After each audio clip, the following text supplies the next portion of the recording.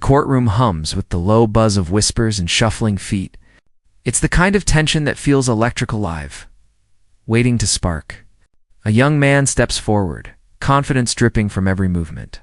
His sneakers squeak softly against the marble floor as he slides a folded citation across the desk. Judge Caprio glances up, expression calm but unreadable. The young man grins, lips curving into a smirk that doesn't belong in a courtroom. With a practiced motion, he slips a hand into his jacket and flashes something shiny, a badge. Not his own, but his father's. The room gasps. A few phones tilt upward, halfway hidden beneath palms. The bailiff stiffens, uncertain whether to intervene or simply watch history stumble into embarrassment. For a moment, the badge catches the light, a tiny mirror reflecting the weight of a family name. The son's eyes say it all. This little emblem has gotten him out of worse. He leans back slightly, confident the case is already closed. Judge Caprio doesn't move. His gavel rests quietly, untouched. The silence stretches, thick and uncomfortable. Every second without his response becomes its own form of judgment. The smirk on the young man's face grows weaker under the stillness. Yet he holds it, daring the judge to blink first. What he doesn't notice is the faint shift behind those calm. He's a man who has seen power misused before. But what the young man didn't realize was that Judge Caprio had already seen this playbook before, and it never ends well. Outside that moment's silence lies something bigger than one case. Something older than the walls of the courtroom itself. In America, justice has always worn two faces. One that bows to badges and last names, and one that dares to treat everyone the same.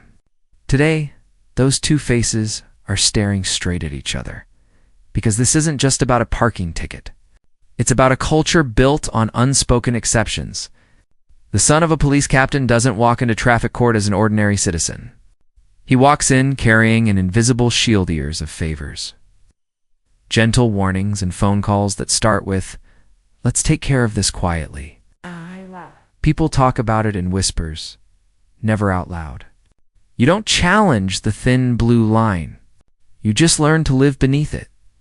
But Judge Frank Caprio never learned to bow to lineage. His bench has seen war veterans, single mothers, immigrants with broken English all standing equal in front of the same law. He's not the loud kind of authority. He's the steady kind. The kind that listens first, then speaks only when truth is ready to be spoken. That calm, that restraint, it unnerves those who expect the law to recognize privilege. And in this courtroom, that calm feels dangerous. The young man can sense it, but doesn't understand it. He mistakes quiet for weakness, patience for hesitation. The same arrogance that made him flash the badge now tempts him to push harder. To prove his untouchable confidence, the spectators can feel it too, the air thickening with something unseen but inevitable. It's the soundless moment before a storm, when pride forgets how small it really is, and before Judge Caprio responds, the young man makes the mistake that turns a warning into a reckoning. He grew up learning the language of power, before he ever learned the limits of it. His father's uniform hung pressed and perfect, a symbol that followed him into classrooms, traffic stops, and quiet conversations where rules seemed flexible. When officers saw the last name, voices softened. Warnings replaced tickets. Mistakes dissolved into understanding nods. Authority, to him, never felt distant. It felt inherited. By the time he could drive, he already knew the shortcut. A calm smile. A confident tone.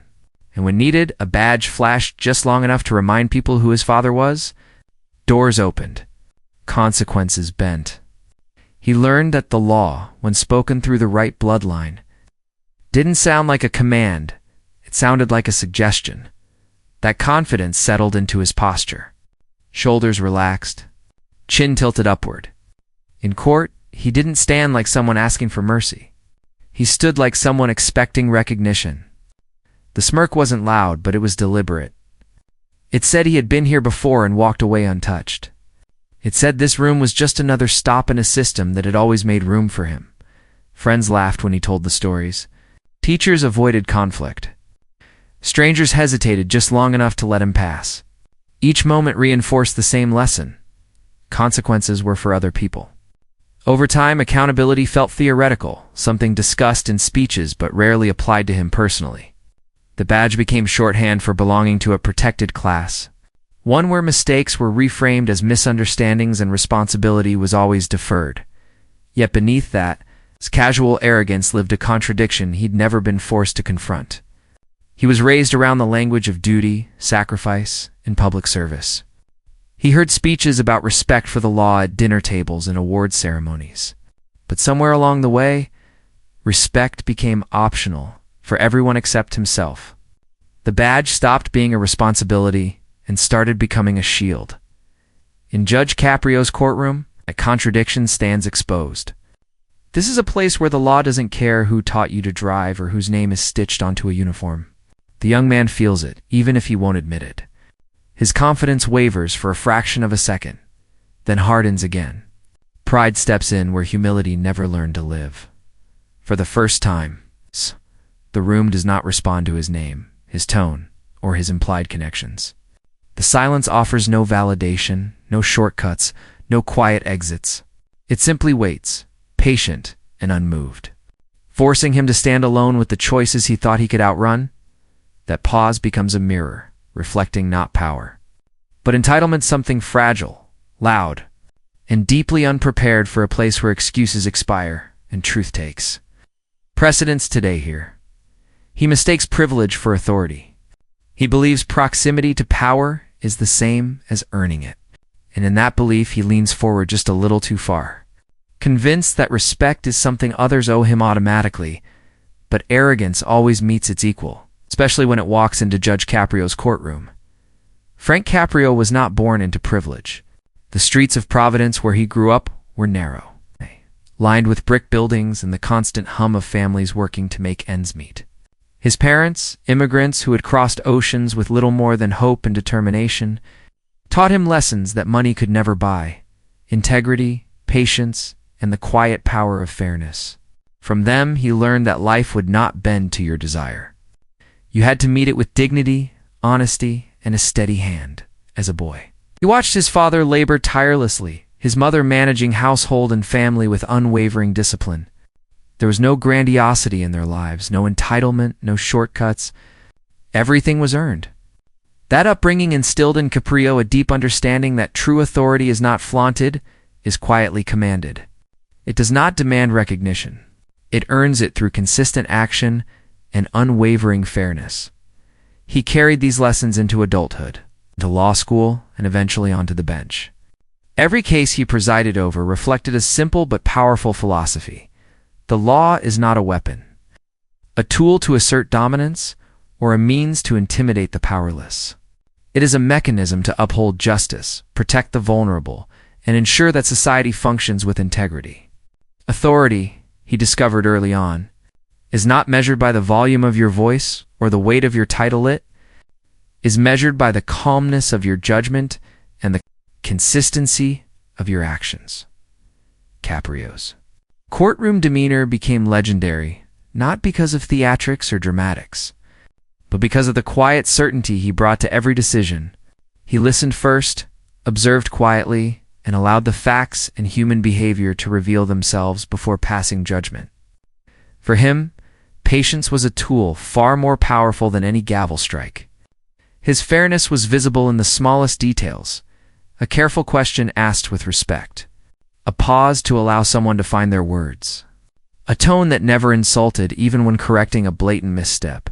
He understood human nature in all its complexity.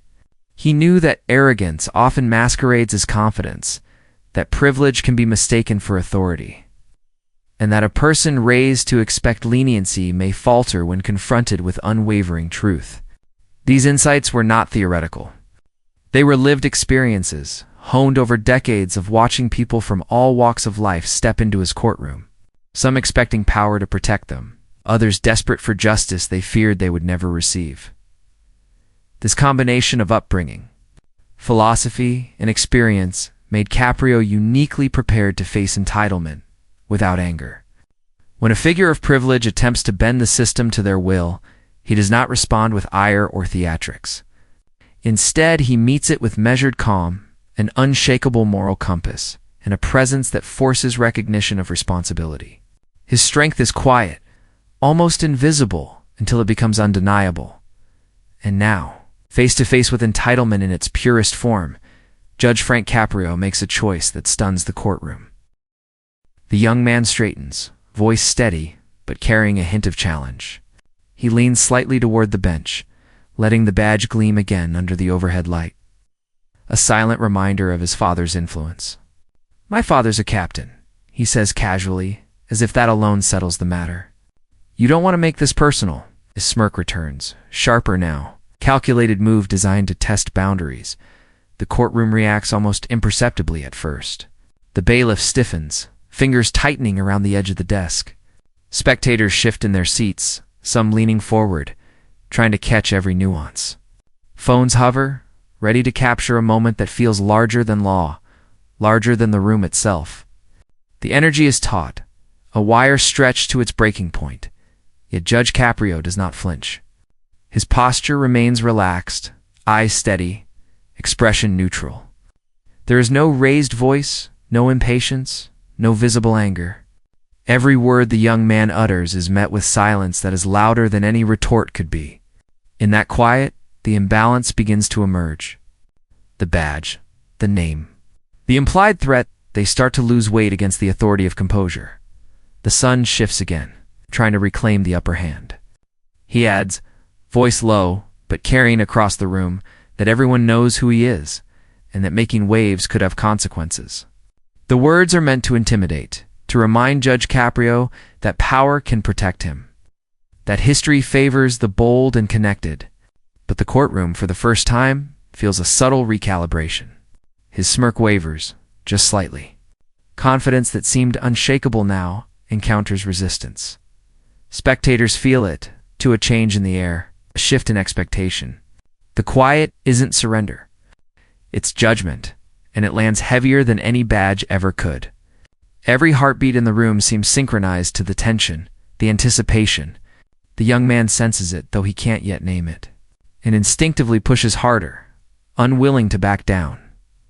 And then, with a calm that contrasts every ounce of arrogance in the room, Judge Caprio speaks one sentence, and the room freezes.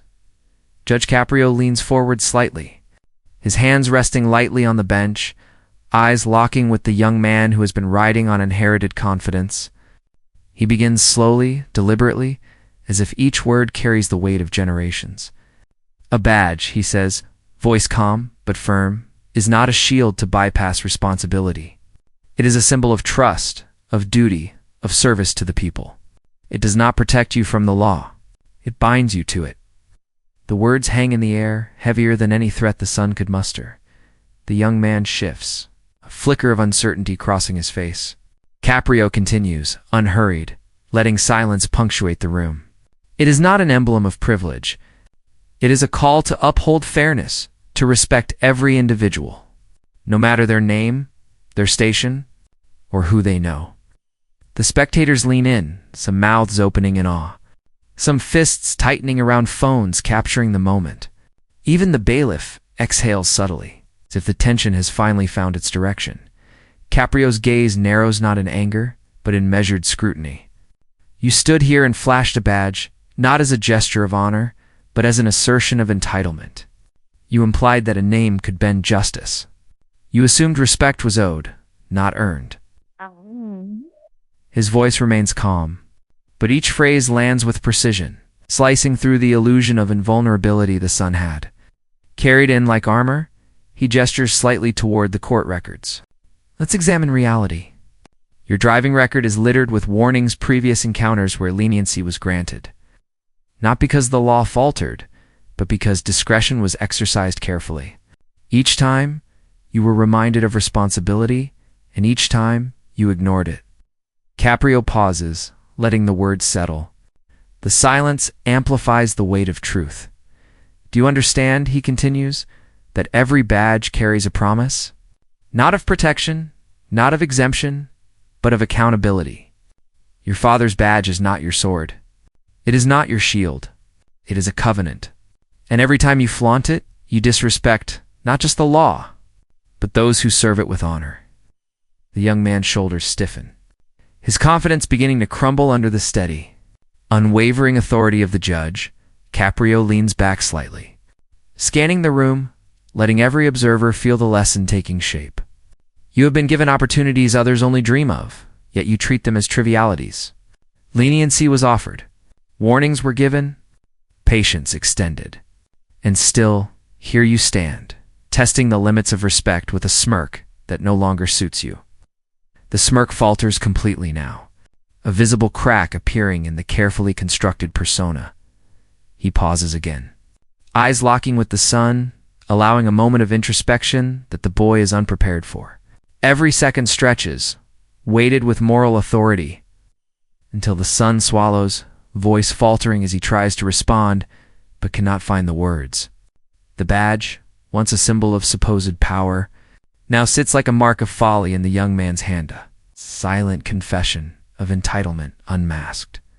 Caprio's words shift to clarity. The cadence slow and deliberate. Authority is not inherited. It is earned. Respect is not assumed. It is granted through action, through consistency, through service. And arrogance displayed as bravado is never a substitute for responsibility. Every observer feels it. The balance of power has irreversibly shifted. The son's posture tightens, shoulders rigid, eyes darting not to escape, but to reconcile with a truth he has never been asked to face. Even the room itself seems to respond. Phones lower, breaths held. Spectators exchange glances, some nodding in quiet affirmation, others whispering astonishment at the dismantling of entitlement before their eyes. Caprio's calm authority has become a spectacle not because it is loud, but because it is unassailable. Caprio leans forward one final time, voice soft but cutting. A badge is a promise. Yours was a test of the law, of respect, of service. And it has failed not because of the law, but because of the man who wielded it incorrectly. The young man exhales, the faltering voice now a whisper, confidence completely eroded. The room is filled with the weight of realization. The badge is no longer a protective symbol. It is evidence of disrespect, arrogance, and a failure to understand the responsibility that comes with power. And as the courtroom absorbs the lesson, stunned silence reigns. The sun stands exposed, entitlement stripped away, left to face the truth of accountability. Every prior assumption he carried the name, the badge, the protection has been dismantled in a series of measured, undeniable truths. The gavel does not need to strike yet. Judgment has already landed. Justice is quiet, relentless, and profoundly visible in the calm authority that has reshaped the room. The crowd murmurs, some clapping softly, some shaking their heads in disbelief, all recognizing the gravity of what they have just witnessed. But the real shock comes after the ruling. When the courtroom doors open, the courtroom barely has time to exhale, before the tension erupts into motion.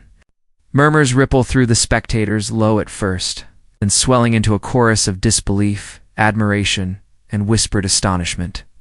Phones that had hovered mid-air moments ago now rise fully, cameras capturing the stunned reactions of the crowd, the subtle shake in the young man's posture, the calm authority of Judge Caprio etched into every line of his face.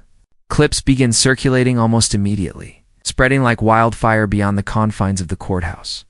Within minutes, the first snippets hit social media. The hashtag justice served appears, climbing with astonishing speed, joined by hashtag Caprio.com and hashtag privilege exposed. Commentators, influencers, and everyday citizens alike begin dissecting the scene, debating the implications of inherited authority and the lessons embedded in the judge's measured words. Some focus on the symbolism of the badge once thought to carry power, now reframed as a mark of hubris. Others marvel at the subtlety of Caprio's dismantling of entitlement, how he achieved a moral takedown without a single raised voice. Officers in the courtroom exchanged quiet nods, understanding on a professional level the significance of what has just occurred. There is recognition that authority, real authority, is not claimed, is earned and maintained through consistent respect for the law and for those it governs. The captain's son had presumed influence would bend the system in his favor. Yet in this courtroom, no lineage, no connections. No inherited badge could substitute for accountability. Even the captain himself feels the weight of the moment, not through scandal, but through silence. Colleagues and citizens alike wonder what lessons, if any, will be imparted beyond these walls. The absence of comment is deafening. The public narrative is being written without interference, a collective reckoning that speaks louder than any defense. Authority, privilege, and expectation are all being redefined in real time before the eyes of an audience that stretches far beyond providence. The courtroom footage sparks discussion online about fairness, responsibility, and the subtle mechanisms of social power. Everyday viewers, many of them immigrants, parents, or children of hardworking families, feel a surge of validation that dignity, respect, and consistency can triumph over inherited advantage. The scene becomes a cultural touchstone, a moment to return to when debating accountability or witnessing the quiet triumph of moral courage. As the videos continue to circulate, the murmurs and reactions only intensify. Tweets, stories, and shares capture not just the event, but the lesson embedded within it. Hashtags multiply, conversations ripple outward, and the young man's brief moment of confidence is dissected and reframed as an example of entitlement undone by calm authority. Every replay reinforces the moral. Actions define respect, not names or badges. The courtroom itself remains a charged, almost sacred space, even after the official proceedings conclude. Observers linger, absorbing the magnitude of what they have witnessed. Discussions persist quietly in corners, in cars, over coffee, as the story spreads beyond the courtroom walls. The ripple effects extend further than anyone anticipated, touching conversations about fairness, privilege, and responsibility across social circles, offices, and living rooms alike. And then Judge Caprio delivers a final message no one expected. Judge Caprio rises slightly from the bench, his gaze sweeping over the courtroom with the calm steadiness that has defined his career. He begins not with accusation, but with clarity. A badge, he says, voice even, is not a crown. It is not a shield to place oneself above the law. It is a responsibility, a promise to uphold fairness, to serve the people without prejudice or favoritism. Every listener feels the weight of those words not as a reprimand, but as a principle. He continues, reframing the confrontation as a lesson in accountability rather than humiliation. Authority is not inherited, he explains. Respect is not granted because of family, position, or name. True authority is earned through humility, consistency, and service. When we forget that, we fail not only ourselves, but the communities we are meant to protect. The courtroom remains silent, hanging on every measured word. Even those who had come seeking entertainment now find themselves absorbing a universal truth. Caprio ties the lesson to broader values, universal in their appeal, yet distinctly American in context. Justice must be blind, he says. Equality before the law is not a slogan, it is the foundation of our society. Service must outweigh status. We measure leaders not by the power they wield, but by how faithfully they uphold the principles that bind us together. The young man's earlier arrogance now seems distant, almost fragile compared to the enduring gravity of the judge's message. The emotional resonance is palpable. Spectators, staff, and even casual observers watching clips online feel a wave of hope and inspiration. There is a subtle, collective acknowledgement that fairness, patience, and moral clarity can prevail over entitlement, that dignity need not raise its voice to be heard, that every individual has the potential to wield authority with responsibility. Caprio allows the moment to breathe, letting the audience absorb the lesson before closing with precision. Let this serve as a reminder, he concludes, that respect is earned, not assumed, that the law is a covenant, not a tool, and that the measure of any society is how it treats those who expect nothing but fairness. Which brings us to why this moment still matters today. As the courtroom empties, the significance of what just occurred lingers in the air. The flash of a badge, once thought to signal power, now stands revealed as a test to measure of character, humility, and respect for the law. What was intended as intimidation became an opportunity for accountability. And the lesson resonates far beyond these walls. Judge Caprio's calm, measured response proves that true authority is not loud or forceful. It does not rely on intimidation or inherited status. Calm beats arrogance. Integrity outlasts entitlement. These are not abstract principles. They are the foundation upon which fairness and justice endure. Every decision, every pause, every word spoken from that bench reinforced that principle. For viewers, this is more than a story. It is a call to reflection. Consider the ways we measure authority in our own lives. Where do we mistake position for power, privilege for respect, or noise for influence? Share this story, not to highlight a single courtroom confrontation, but to amplify a timeless truth that responsibility, humility, and accountability define real strength. Encourage conversations about fairness, insist on justice that treats everyone equally, and support systems that reward service over status. And as Judge Caprio finally rises, leaving the bench with quiet dignity, the courtroom remains still. Silence speaks louder than applause. It is a moment of reflection, of moral clarity, and of collective understanding. In that pause, the lesson resonates. Respect is earned. Accountability is non-negotiable. And the law belongs to no one, not even those who think a badge makes them untouchable. Carry that truth forward. Let it shape your actions, your expectations, and the world you choose to defend.